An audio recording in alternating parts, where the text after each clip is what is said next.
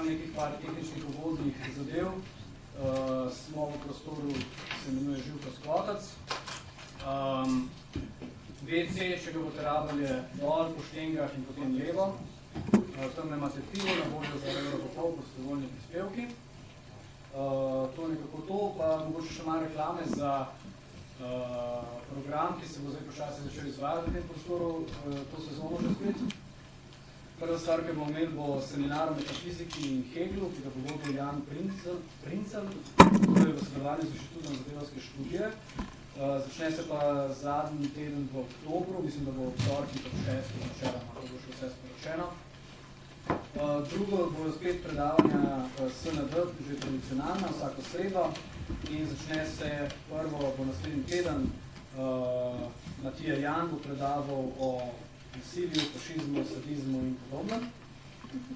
Potem v petkih bodo ponovno srečanja samoorganiziranih Erasmus študentov, ta International Gatherings, kjer imajo Erasmus študenti, ki se ne strinjajo z kulturo, ki jim jo šov ponuja, razprave o politiki in kulinariki svojih držav. Potem pa še črni kino v nedeljah ob 8. vsako nedeljo tle. Kako je črni kino? Imamo projektor zdaj? Imamo v rogu. Kako bo projektor? Tako, ja, imamo projektor.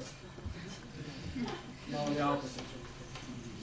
To so zdaj formalnosti, zdaj pa predam besede Jerneju, glede malo vsebinsko organizma. Ja, jaz bi mogoče sam še dve formalnosti dodal, da je pač, tako si rekel, tudi druge pijače so, ni sam piva, tudi sok pa vino, pa jabuka, tu je tudi svoj so jabuka, sam so malo špricana, ampak so v redu.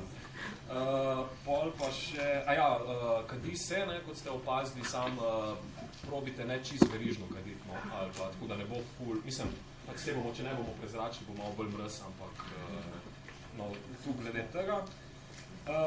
Pogremo pa kar na vsebino, današnji dogodek je bil sklican pač nekako tako ad hoc, oziroma smo se nekako od petka naprej o njem menili, tako da jaz bi rekel, da ne gre pričakovati nekih zaključkov, prej mogoče neka otvoritev, mislim, ne otvoritev, vse te debate že skozi potekajo, ampak provali bomo tematiko odpreti, kakor se le da, mislim, na nek širok način iz različnih perspektiv in bi mogoče kar še enkrat povedal te neke glavna vprašanja, ki so bila tudi na Facebooku in drugod deljena glede tega uvodnega teksta.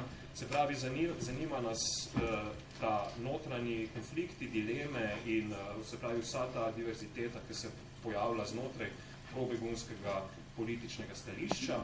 Znotraj tega stališča se kot dve drugosti recimo vzpostavlja sta, se pravi prva drugost so seveda begunci, kot tisti, zaradi katerih se vse tu sploh dogaja. Neka druga in čisto drugačna vrsta drugosti je pa recimo neko antimigrantsko stališče, se pravi kakšno razmerje do tega stališča zavzeti, čeprav mislim, da ne bo glede na kaj ste poslali pač sami govorci, o tem ne bo zelo veliko govora. Se pravi, znotraj tega, kako se na terenu stvari dogajajo, pa imamo neko protislovje med nekim političnim delovanjem in pa humanitarnim delovanjem. No, se pravi, v relaciji do beguncev ima vprašanje, kako njih pojmovati. Jih pojmovati kot neko drugost, ki je potrebna pomoči, ali kot nekoga, ki bije z nami skupen boj, ali kot nekaj povsem tretjega. Antimigrantski klic so tu naš popoln sovražnik ali pa zgolj ideološko zaveden, reakcionaren izraz oziroma nekako spodletel izraz nekega sicer drugače upravičene bojazni, ki se pravi usmeri na neko napačno tarčo, recimo tako. In seveda zdaj nadaljna vprašanja v tem so, kako se v tem kontekstu pozicionirati do Slovenije, Evropske unije, kako razumeti vlogo koncepta pravne države, vlogo policije in pa seveda tudi, kakšno je tukaj razmerje recimo med neko razredno in identitetno problematiko, razmerje med grško krizo in se pravi zdaj begunsko krizo. Tu je bilo nekako izhodišče, ko so ga tudi pač ti, ko bodo predstavili te izhodišče prispevke, prejeli kot izhodišče za njihove prispevke, ki pa bodo sicer se dotikali dosti nekih bolj posamičnih vprašanj in niso tako široko zastavljeni, kot je bil ta tekst. Tako da, Izidor, mogoče dnevni red. Ja, ker imamo dosti velikih gostov, smo nekako naredili 3 kategorije. Tako da nekako prva kategorija bojo recimo nek malo širši geopolitičen kontekst, pa mogoče neke specifični momenti znotraj diskurza o beguncih in migrantih. To bodo 3, to je Luka Erdani, Jaša Veselinovič, poleg njega in pa Mladen Zobec. Potem bomo imeli 10 minut debate, zelo striktno 10 minut. Nadaljujemo z drugim sklopom, ki bo mogoče bolj osredotočen na dogajanje na meji in konkretne zadeve, ki so se dogajale in mogoče tudi v nadaljevanju, kaj se bo dogajalo. To sta Urška Martun, tukaj pa Maruša Golob in potem spet 10 minut debate.